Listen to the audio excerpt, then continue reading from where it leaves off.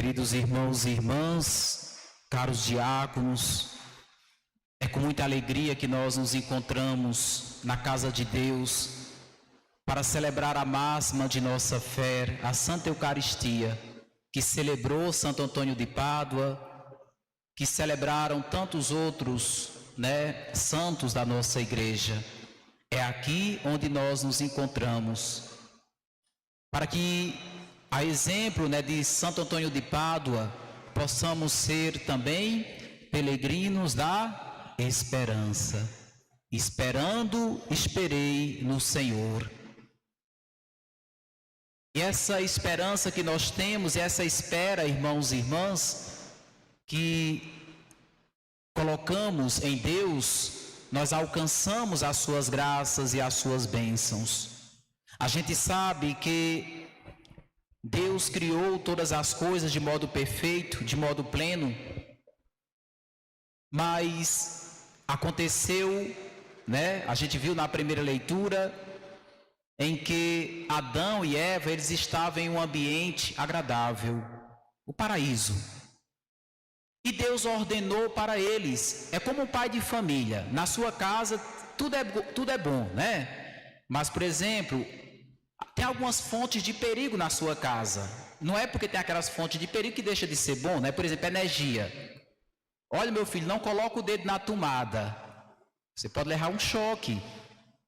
A energia não é má, no entanto, se nós não estamos, atentos, nós podemos sofrer consequências de certas realidades. Aquela árvore estava lá, até então não estava fazendo mal a ninguém, Deus ordenou para Adão e também para Eva, olha, vocês podem apreciar de tudo que eu criei, está aí tudo. No entanto, irmãos e irmãs, quando nós despertamos a curiosidade com outros intuitos, com outros interesses, consequências virão sobre as nossas vidas. Adão e Eva, eles despertaram a curiosidade deles para outros interesses. O que foi que o demônio disse para Eva? Para os primeiros viventes, olha, se tu comer deste fruto, vocês serão igual a Deus, você vai ser igual a Deus. Então, e assim aconteceu, irmãos e irmãs. O pecado entrou no mundo por meio da desobediência dos nossos primeiros pais, por deixarem de ouvir a Deus, e é isso que acontece quando a gente teima, quando a gente insiste em não obedecer e não ouvir a voz de Deus, a gente tem prejuízo na nossa vida. É interessante que até então eles não tinham medo. Até então eles não tinham noção se estava ou se não estava nu. Mas de repente eles começaram a ter medo.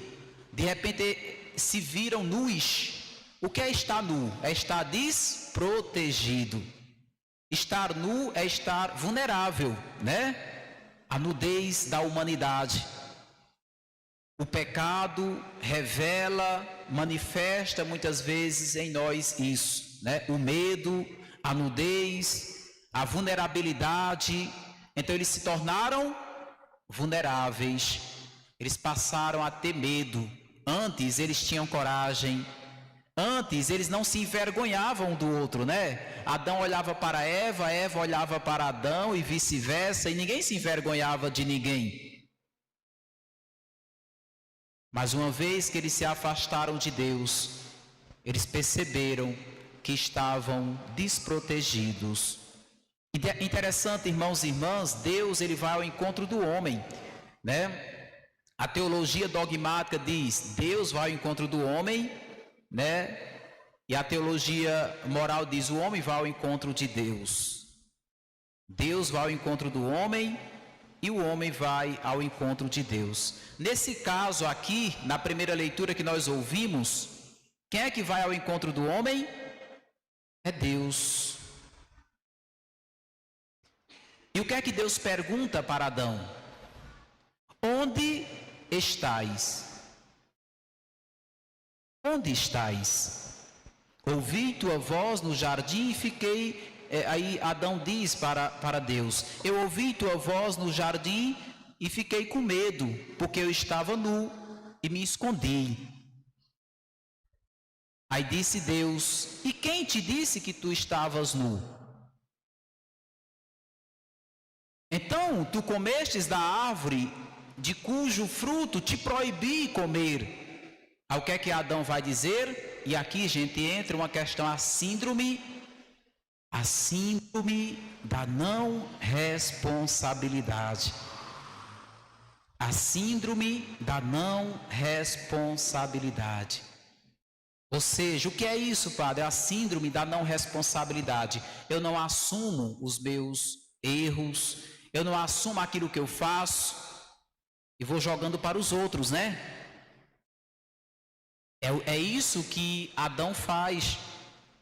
Adão vai se justificar, né? Em vez de se arrepender, em vez de pedir perdão, Senhor, me perdoa, eu errei, eu pequei, né?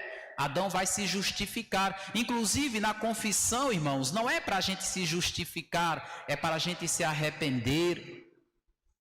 Adão vai se justificar diante de Deus. E se justificando, ele coloca culpa na outra criatura, né? Olha, esta mulher que tu me destes aí, eu estava tão bem, né? Tu colocasse essa mulher do meu lado, ela me fez pecar. Deus também não fala absolutamente nada. O que Deus faz? Vai até Eva. E a mesma pergunta que Deus faz para Adão, agora sim Deus faz para Eva. E Eva, né, da mesma forma que Adão, Eva vai dizer o quê? Olha, foi essa serpente, foi a serpente que me enganou. Aí Deus vai até a serpente. Então a serpente fica como bode expiatório, né? Então, irmãos e irmãs, é necessário que assumamos as nossas responsabilidades, não culpemos os outros, não façamos os outros infelizes. A gente vê no Evangelho, gente, o auge de Jesus, tão feliz, né, evangelizando, entrou na casa, e tem aqueles, né, que querem tirar a alegria, tirar o brilho. Uma minoria, né? Não foi a maioria, uma minoria. Os mestres da lei vieram para inflamar, os mestres da lei vieram para desafiar Jesus, tentaram de todas as formas. Eles tentavam de todas as formas, questionavam, porque Jesus fazia milagres, Jesus fazia coisas maravilhosas no sábado. Eles questionaram também os saduceus também, né? Trouxeram uma questão, né, de uma mulher que havia tido 7 maridos, e para colocar Jesus, né, em uma saia justa, perguntar a Jesus de quem esta mulher será esposa quando, né, casa e ninguém se dar em casamento, porque viverão como anjo. Então veja, irmãos e irmãs, a missão de Jesus não foi fácil, perseguição em cima de perseguição. Jesus nunca praticou o mal, sempre foi o bem. E agora eles trazem uma coisa muito, né, uma acusação muito, né, perversa. Eles acusam Jesus de realizar, né, exorcismo por força do chefe dos demônios. É por Beelzebu que você expulsa demônios. Eles queriam ridicularizar Jesus no meio do povo. A gente vai ver isso no Evangelho. O que é que diz o Salmo que nós meditávamos? No Senhor toda graça e redenção. No Senhor Jesus toda graça, toda redenção, toda força. Interessante, irmãos, em sintonia com o tema que vocês trazem hoje, que vocês estão meditando ao longo desses 13 dias, ajudai-nos a viver como peregrinos da esperança. A gente pede, Santo Antônio, ajudai-nos a viver como peregrinos da esperança. E o Salmo vai falar isso para nós. As 2 últimas estrofes falam da esperança. O que é que diz as 2 últimas estrofes? No Senhor ponho a minha esperança. Espero em sua palavra. Espero em sua palavra. Céus e terras passarão, mas sua palavra não passará. Deus não é homem para mentir. Deus não é homem para enganar ninguém. Deus não é homem para fazer o mal. Esperando esperei em sua palavra. A minha alma espera no Senhor, mesmo diante das mais, profundas aflições que passamos. A minha alma, uma pessoa que crê, uma pessoa que tem fé, a sua alma espera no Senhor, mais que o vigia pela aurora, O vigia não vê a hora, de chegar a aurora, para quê? Para descansar, porque enquanto não chegar a aurora, o que é que ele tem que fazer, o vigia? Ficar com os olhos abertos, porque é responsabilidade dele, cuidar daquilo que lhe foi confiado. Então ele só pode fechar os olhos quando chegar a aurora, enquanto não, de prontidão, está de prontidão. A minha alma espera no Senhor como vigia espera pela aurora. Espere Israel pelo Senhor, diz a última estrofe do Salmo. E nós somos o povo da nova e eterna aliança. Espere Israel pelo Senhor, mas que o vigie pela aurora, pois no Senhor se encontra toda graça e copiosa redenção. Logo, é um fake news. Isso que os mestres da lei trouxeram é um fake news. É uma mentira. Eles acusaram Jesus de estar fazendo exorcismo pelo príncipe dos demônios. É mentira. É um fake news, Fake news. Acusando Jesus. Desta forma, acusando Jesus, comete um pecado gravíssimo. Um pecado de blasfêmia. Eles acusam Jesus de blasfemador porque Jesus diz: eu sou o Filho de Deus. De fato ele é. Ele não está cometendo uma blasfêmia, está falando a verdade. Mas agora quem está blasfemando são os mestres da lei, por acusarem Jesus assim. E Jesus pacientemente, ele vai dizer para aquelas pessoas: se um reino estiver dividido contra si mesmo, ele não permanecerá de pé. Não permanecerá de pé. Mas antes de chegar no Evangelho, irmãos, eu quero frisar aqui a segunda leitura, muito belíssima. A segunda leitura, primeiro diz: irmãos, sustentados pelo mesmo espírito de fé, conforme o que está escrito, eu creio e por isso falei. A minha fala é consequência daquilo que eu creio. Por isso o apóstolo Paulo diz, eu creio, por isso eu falo. E vai dizer no versículo 16 do capítulo 4 da segunda carta aos Coríntios. Isso é muito profundo, irmãos, o que o apóstolo Paulo diz. Por isso não desanimamos, mesmo se o nosso corpo, se o nosso homem exterior se vai arruinando, o nosso homem interior, pelo contrário, vai se renovando dia a dia. O nosso homem interior, ou seja, a dimensão biológica, o envelhecimento, nós não fomos feitos para ficarmos eternamente aqui. Vamos envelhecer. Você pode esticar para aqui, esticar para lá, pode usar todos os produtos estéticos, mas é inevitável. O envelhecimento físico, ele virá. E nós não podemos esconder. As rugas vêm, O cabelo branco, vai brotando. Não tem como nós evitarmos o envelhecimento biológico. O nosso corpo biológico, ele vai se arruinando, Vamos ter problemas, vamos ter dificuldade para andar. Por exemplo, meu pai, ele está com 82 anos. Eu fiquei surpreso. Estive em casa agora, Meu pai já está andando assim, o bichinho, 82 anos. Mas um homem disposto, mas a idade, não tem como nós, É inevitável, irmãos e irmãs. O homem interior, o homem exterior, ou seja, a dimensão biológica, vai se arruinando, mas o homem interior, pelo contrário, vai se renovando dia a dia, porque somos animados pelo Espírito Santo. Com efeito, isso é muito forte o que o apóstolo Paulo diz. Com efeito, o volume insignificante, olha como ele que diz. Com efeito, o volume insignificante, ou seja, esse volume é insignificante, no entanto, vamos passar. O volume insignificante de uma tribulação momentânea. Quem nunca passou por tribulação aqui, levanta a mão. Porque se você não passou, você vai passar ainda.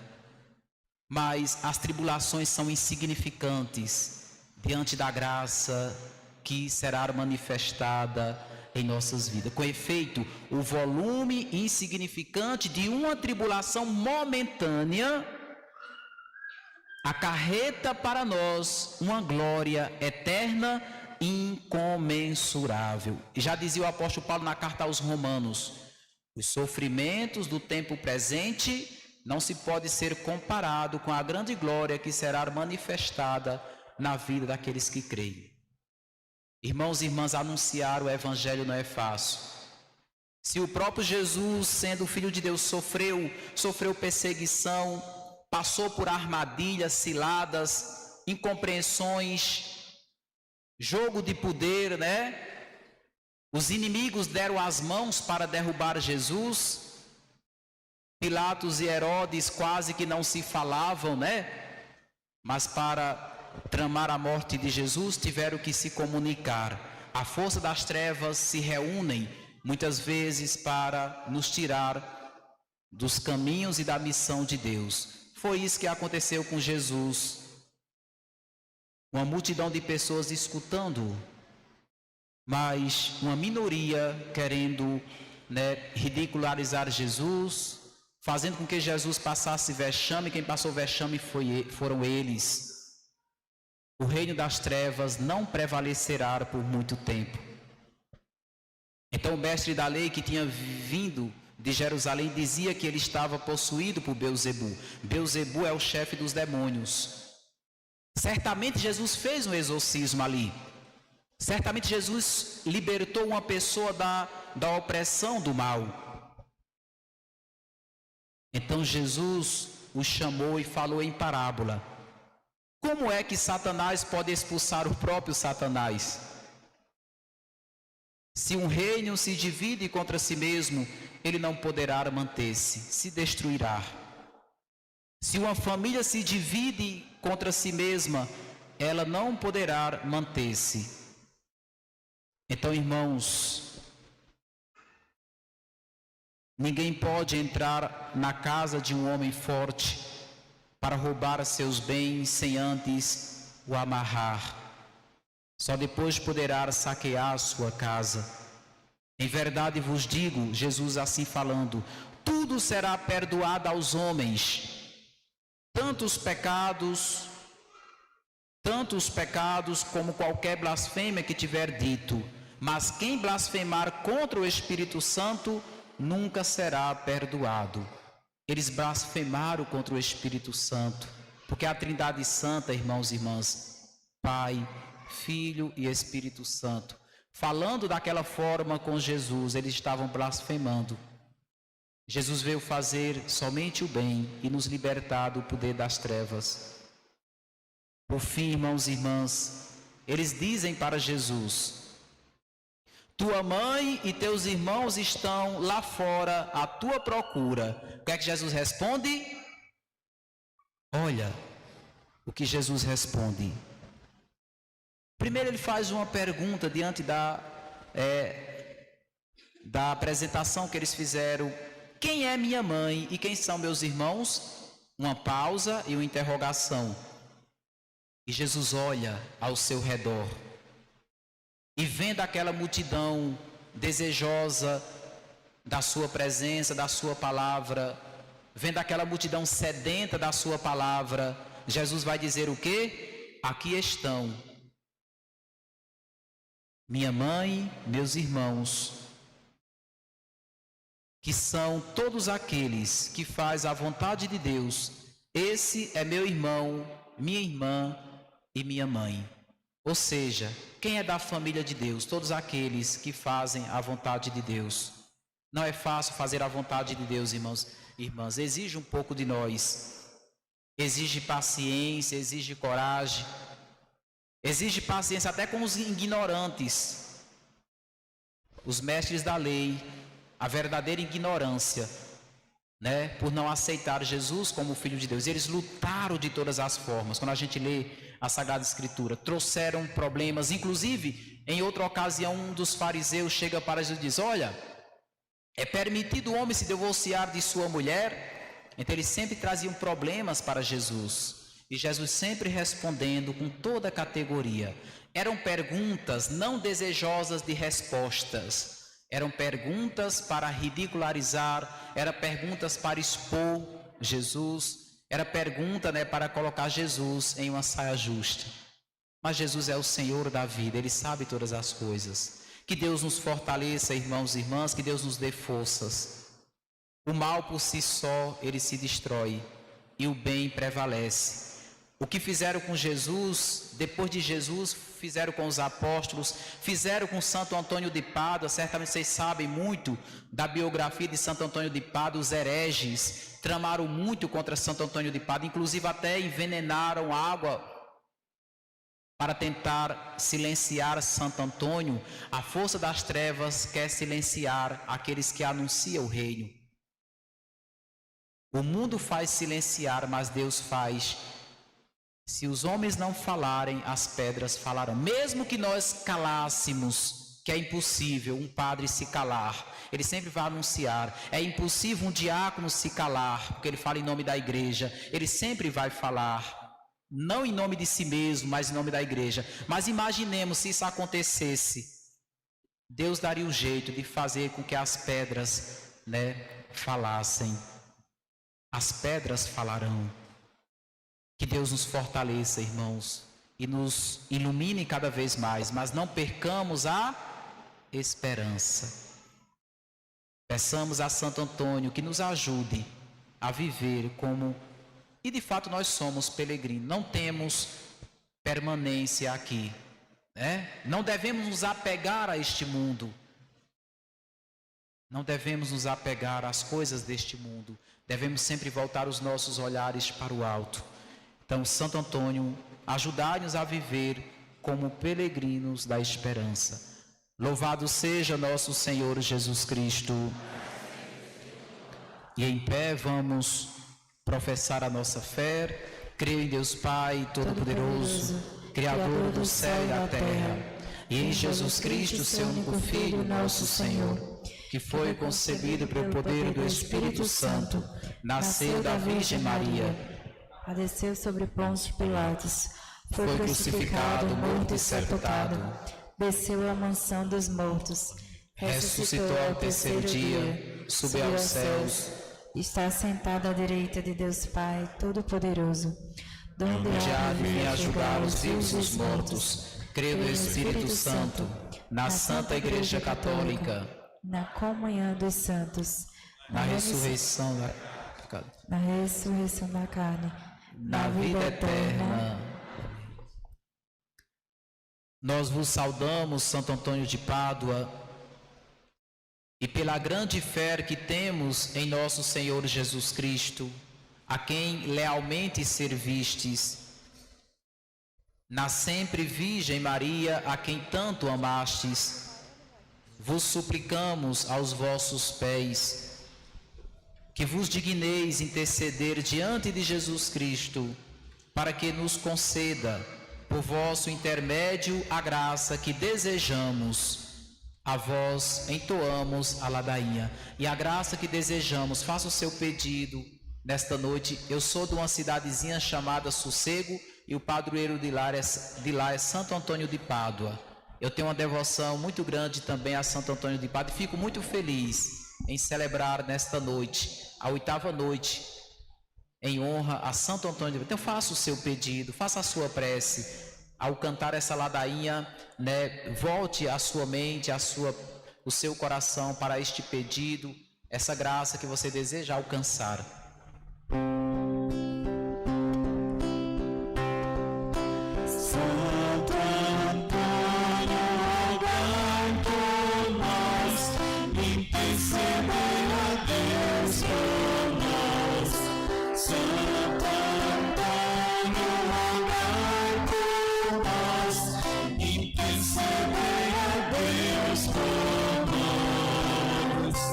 Prega todo o evangelho.